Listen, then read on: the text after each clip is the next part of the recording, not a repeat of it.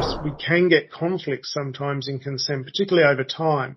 We've been dealing with one organisation, but perhaps that organisation has started to deal with some others that we already know, and consents can start to conflict as organisations come together and share customers as much as sharing the data of the customers. True reconciliation can be really difficult and impractical to achieve because organisations can't necessarily see the data on the other side, and they don't know necessarily whether it might be me who's dealing with perhaps my bank and perhaps my insurance company, but I might not have used the same email or mobile phone number, for example, so it can be really difficult to reconcile. A purposive approach to applying consent preferences privacy positive interpretation in the individual's favour, and it respects user choice as the core value. Preferencing declines or withdrawals over consent is something that is privacy positive because a withdrawal or a decline is someone trying to pull back from either receiving information or sharing information. And so by preferencing that, we are preferencing what is privacy positive for the individual.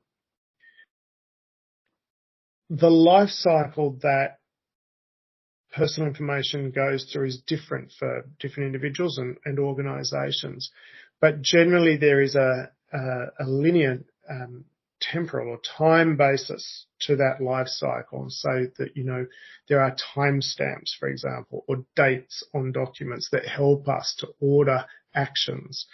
And so when we see more specific, particularly withdrawals or declines, as I mentioned, we can start to fit them into the life cycle of, you know, Rob, for example, with his bank or his insurer.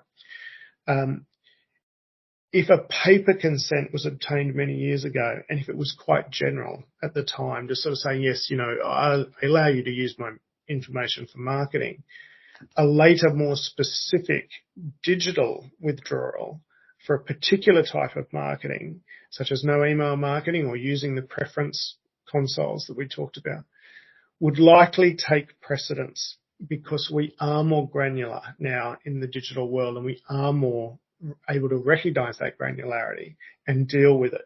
So it's a real issue for organisations that they need to not just grab that first consent at the beginning of the client relationship and think that that will always, you know, carry for the whole relationship. They need to be aware of what their consent framework contains and how it's been built over the years in order to understand that life cycle.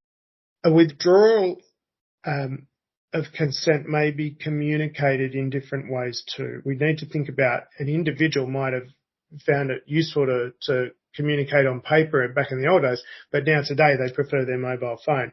Not everyone will, of course. You know, some people, you know, don't like the connected world. They prefer to stay with paper or face-to-face. So we need to always make sure that we've got different mechanisms to enable people to take control of their data, to enable people to withdraw or decline consent.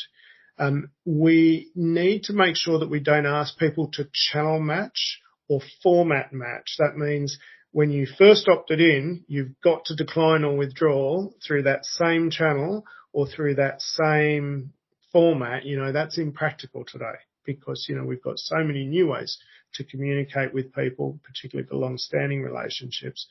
We need to enable flexibility through our systems and make sure that we are centralising data in our organisation through internal means such as data governance, that we can see the customer in all of their interactions through our business and all of the different touch points, and we can bring that privacy life cycle to life in the so-called back end.